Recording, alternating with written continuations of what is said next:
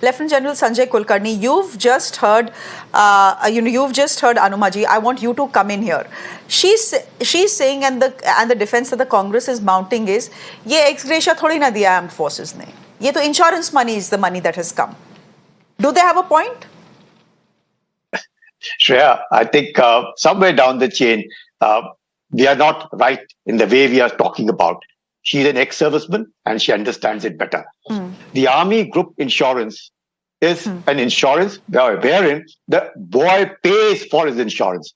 The boy is insured for 50 lakhs today. A sepoy and a JCO is insured for 50 lakhs. They pay 5,000 rupees per month. That's the insurance that every soldier is getting. An officer is insured for 1 crore, for which he pays 10,000 rupees per month, right? Now, an Agniveer is a non-contributory. That means the Agniveer does not pay for his insurance. The government pays for his insurance, for which he is insured for 48 lakhs. And 44 lakhs is the ex gratia, which the army pays. And again, 48 lakhs, 44 lakhs is paid by the army as ex gratia because he passes away. If it is, disability, depending upon 100% disability, 75 and 50% disability. Now to say that the Raksha Mantri is lying or misleading, I don't think any one of us is competent enough to be saying so, for a very simple reason. Having served in the army for so many years, nothing. The Raksha Mantri does not put across a statement unless until it is put up by us while we are in uniform to the Raksha Mantri that this is what has been paid to Agniveer or to, for that matter, anybody. And therefore, I would request Wing Commander Acharya not to comment and not to state they are apolitical. She may have joined the Congress. Anybody can join anyone. But facts must not be twisted. That is all.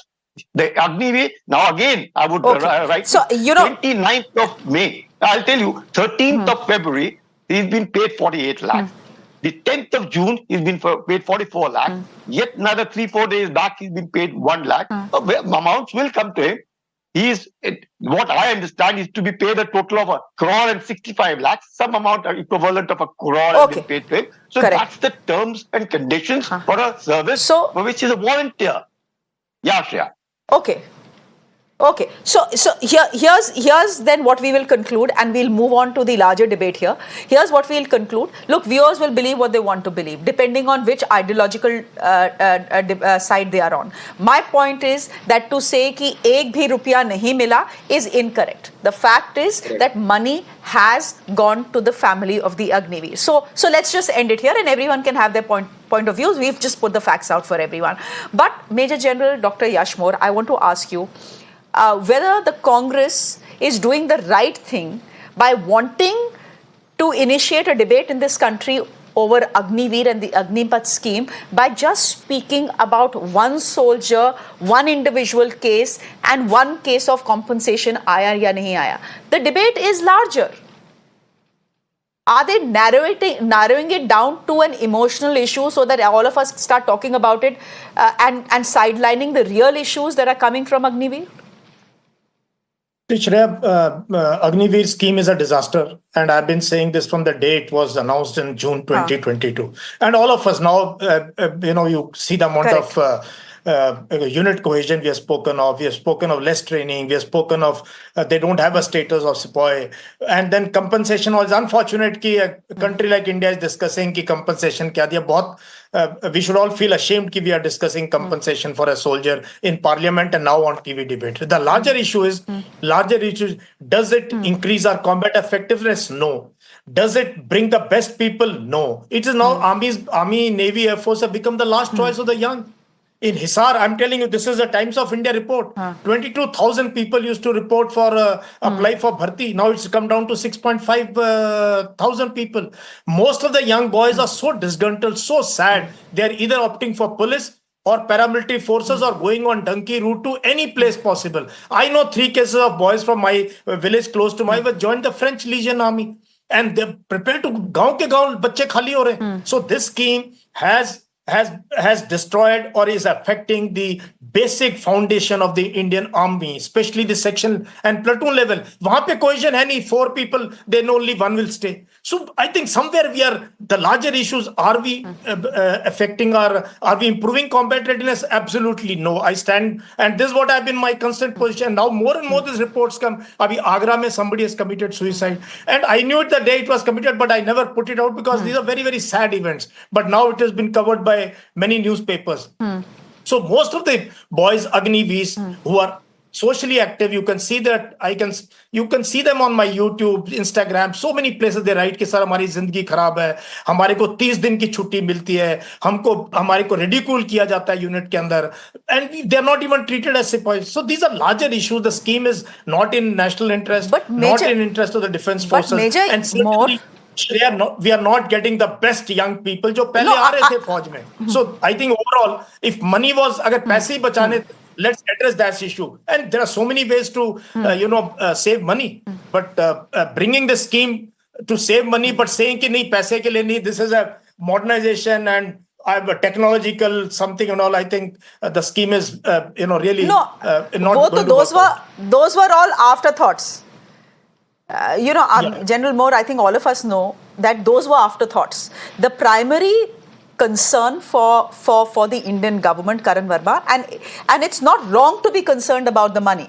The primary concern was the ballooning Indian defense pension bill, which left very little money for modernization, which is why a way was found so that your pension bills can come down. With these Agniveers being recruited for 4 years and only 25% of them being retained men, meant that at least in the next 15-20 years, your pension bills will come down. We understand that, Karan Verma.